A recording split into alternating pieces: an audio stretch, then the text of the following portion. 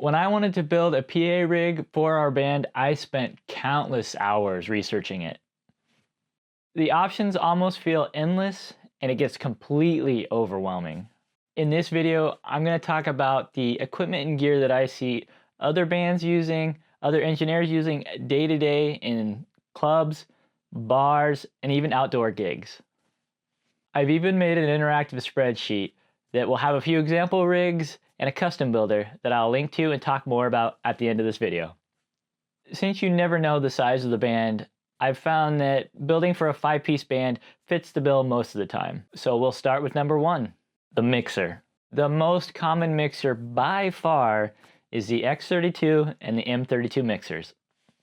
The rack versions get used a ton, but inside of venues, a lot of them are using the console version. A lot of bands starting off will be using the XR18. It's a smaller version with less inputs, less outputs, but in recent years, the X32 has really dropped in price, and a lot of them are picking that up because you have way more options. The tops or mains. This is where 90% of your sound is going to come from, so do not cheap out here. I see a lot of people going into a guitar center and just picking up Mackeys or something cheap, but this is the voice of your system. You can make decent speakers sound good, but if you have great speakers to begin with, it's so much easier. The most common speakers I see bands start with is the Electro Voice ZLX12s and the QSC K12.2. Those speakers both sound great, and the prices can jump quite a bit from the QSC to the Electro Voice. Personally, if I'm picking one speaker, and not everybody agrees with me, but I would go with the 15, and I like the Electro Voice 15.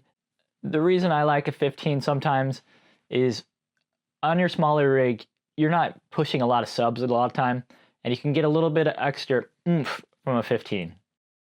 But in recent years, RCF has entered the chat. With the RCF line arrays, you have the 6s and the 10s. And those are really common, and they stack, and they can grow well because you can get 2 speakers and pull off most of the gigs with the 10s. You'll need more if you have the smaller speakers, and you can just start stacking another one if you need a little bit more volume. And most people in live scenarios around here are not actually rigging them to hang. You can ground stack them, and they still sound great. Now the fun one, subwoofers. Subwoofers are where you get the dancing. You need to not cheap out here. Cheap subs sound like cardboard. Yes, you can EQ them and take out the cardboardiness, but no matter what, it's never gonna hit as tight or as good as a nice sub. The subs I see everywhere in bar gigs is the Electro Voice subs. In my rig, I use the QSC KS118. They're quite a bit more expensive, but they do sound great. But recently, I've really started to love the sound of the dual RCF 8008s. Now, I have a video that I recently did that I will link above, either here or here, I don't know which side it pops up on, to a video where I compare why you might want single 18s versus a dual 18. For subs, if you're just doing small bar gigs, you really only need 2, 1 per side. People will center them, but 1 per side is really common. But if you're doing outdoor gigs, you need at least 4. Now the boring one, monitors. The quality here doesn't have to be the latest and greatest of anything, because generally bands are using these as a way to have a frame of reference for what they're hearing. So with these, you're gonna want 5. Well, sometimes drummers will complain and they want a 15-inch. So if you wanna take 4 and do a 15, you totally can. But I've never had any drummer complain that I gave him a 12. It's either a 12 or nothing, buddy. Even though in-ear rigs are really common now, I still find that I need these monitors once in a while. So getting something that's not bottom of the barrel, but still not super expensive, you can fill out your system. I'm using some RCF 12s I got last year on clearance. It's a good price. One benefit of picking up these monitors, or speakers for monitors, is you have options. You can use these as an extra set for, say, a ceremony where somebody's giving a speech, or you can set them up as delay speakers. Let's talk about vocal mics. hands down, the king of vocal mics for the last 3,000 years is the SM58. It's cheap, everybody knows what it sounds like, so nobody's going to be disappointed if that's all you have. The next one that I see all the time and requested most is the Beta 58. I'd also like to mention the Sennheiser 835s. Yeah, that's it. 835s. I use those. They're a little bit warmer. I like the sound. Some people really don't. But currently my favorite mic is hands down the SEV7 mic. It's basically like a Beta 58, way less price, and it's cool looking. Instrument mics. I'm really talking about mostly guitars here. The most common one that I see around is the Sennheiser 609. The next step up from that is the 906, but we're not in a studio, so you don't need it to be bright and fully articulated, and the 609 sits really well in the mix. Old school likes to use the 57. It's quite a bit brighter. The reason I don't like a 57 is to use it, you have to have a stand, but the Sennheiser can just hang over and it'll face the mic and you need nothing else. As far as how many you need, generally you can get away with just 2. You might need more, but I'm finding more and more guitar players, if they really care about their sound coming from an amp, they usually have their own mic. Drum mics. Now, this is expensive, and what I like to do is I like to build for a 5-piece drum kit. Around here, the drum kit from Sennheiser is pretty much the king. The perk of the Sennheiser kit is the mounting hardware for the 604s. It's so nice and so easy to put on. You don't need any extra stands. Shure does make a kit, but it's a little harder to get a full 5-piece kit in one container. I still really like the sound of a 57 on a snare, and I do like the Beta 52 in a kick. It's just such a clean sound. Personally, I run the Arena kit by SE Mics. It uses a B7, so you kind of get that 57 sound, and the kick mic has a couple settings on it, so you can get the old school sound or the new modern sound. Besides that reason, I like the SE Mics because it has the perks of the Sennheiser kit and the Shure kit. DI boxes. These are for instruments that you're not miking up. Generally, it's an acoustic guitar or a keyboard, and a lot of time nowadays, they actually bring their own DI kits or they're running them into some sort of modeling pedal that'll kick it out. The reason you need this is a lot of those are running just a 1/4 inch, and you're gonna need that balanced XLR cable to come out, so you use a DI box. I usually just go with 2 of these. Brand doesn't really matter, but Radial is a really popular one, but honestly, I recently saw a Radial go down, so who knows? But the good thing about having this in our kit is when that one went down that the musician brought, we had one for them. They do come in stereo and mono. I would say most people get a couple of the monos, but if you want, you can get a stereo, but most keyboard players do not run in stereo, and if they do, you can just use the 2, but it's totally up to you. Vocal mic stands. So here you can kind of cut corners because musicians are just going to beat the crap out of your stands.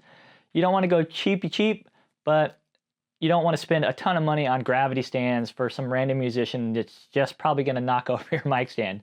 And again, a lot of people will bring their own mic stand if they're very particular at all. I usually get 5 of these because I want one for everybody, and then occasionally you'll get a drummer that will sing too. Kick mic stands. Yes, you can use a vocal mic stand, but they're gigantic and it's going to be hanging way down and be blocking the drummer. So just get a couple shorty stands and it'll work out great. Did I say 2? Well, I guess you could get 2. That way you have one just in case you want to use a 57 on a guitar amp, but really you only need one for the kick drum. Speaker stands. This one's a little bit more complicated. A lot of people really like the Chauvet flex stands because they're really nice and they stay out of the way because they have a way smaller footprint. Other people like to use the poles that thread into the tops of, say, your EV speakers or your QSC speakers. This is nice because it keeps it all together and you just throw your speaker right on top. I have some Ultimate stands that have the lock on it. I got them. They're beefy, they're strong, they hold my 120 pounds of CDL speaker, but they're very bulky, but they do give you options. Really, the thing here is you want to make sure that you check the weight. Like in my case, I had the speakers that were 120 pounds, and not all stands can hold 120 pounds. Lighting. Lighting rigs are kind of an afterthought in our business right now because they take extra time to set up. Not everybody wants to do all the DMX controllers. You can use things like Luminara on an iPad. You can use a Wolf Mix. You can use the little Obey 40s. That's really up to you. But as far as lighting, most time you just need front fill washes to light your band. And in that case, I really like the Wash Effects lights. They have a wide spread and they don't cost a lot of money. But you can also get a 4-bar light, and it can be something cheap like off of Amazon. And you can set it, I would recommend, to amber. You don't want to use like a white or a green and red. Is that how you make white? Green and blue? Whichever one makes white when you mix the 4, it washes people out and makes them look sick. So you kind of want an amber, not a yellow, but kind of an amber for a front wash. But then you want 2 of those probably in the back for a back wash. And that's really all you need for lighting, with the exception of some sort of haze machine. Most bands aren't going to pay for this, and haze machines can be very expensive. But if you really want your lighting to stick out and pop, you need a haze machine. The one that we use all the time is the ADJ Venue. It's a workhorse, but it is expensive. Now let's get to the really, really boring part. XLR cables. Do not buy the cheapest XLR cables you can find. The last thing you need to do is have cables failing on you all the time. You also don't need to buy the boutique cables or the really expensive thick cables, because people are just going to spill beer on them.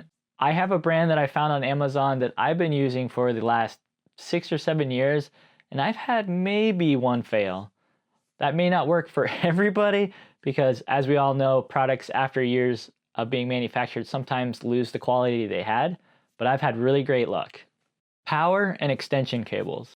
One thing you're really going to want is what I like to call a stringer, and it's just a extension cord that has plugs every few feet. I run one up the front. That sounds terrible. I run one up the front, and that's for all your guitar effects and any sort of in-ears that the singer may be using, or even wireless. And then I run one in the back line for all the amps. You want to make sure when you buy these that you don't get a thin gauge. They're cheaper when they're thinner, but we're going to be doing a lot of stuff outside, and they'll heat up quick. And not only that, if you're running a bunch of amps through it, it's going to start to heat up that cable pretty quick. Same thing goes for extension cables. Do not buy those cheap Home Depot ones or Amazon ones that are orange. They are way too thin, and you do not need power running your speakers and subs and the entire band, and you don't want to ruin their equipment just because you want to save money. Whew! That list was gigantic, and I'm sorry if it seemed like way too much information, but you're in luck. I have compiled this into one giant spreadsheet that I'm going to have available for you for download. This will be the first version of what I'm calling the rig builder. I'll have 3 rigs built for you. I'll have a small bar rig and a medium-sized outdoor rig, and then a rig that would be able to handle a bigger street dance and event, pre-made from what I have seen. But I've also spent a ridiculous amount of time putting together a custom builder where you can select from a drop-down. So let's say you want 5 SM58s, or you don't like 5 SM58s, you want 2 of those, and you want 2 betas and a V7 microphone.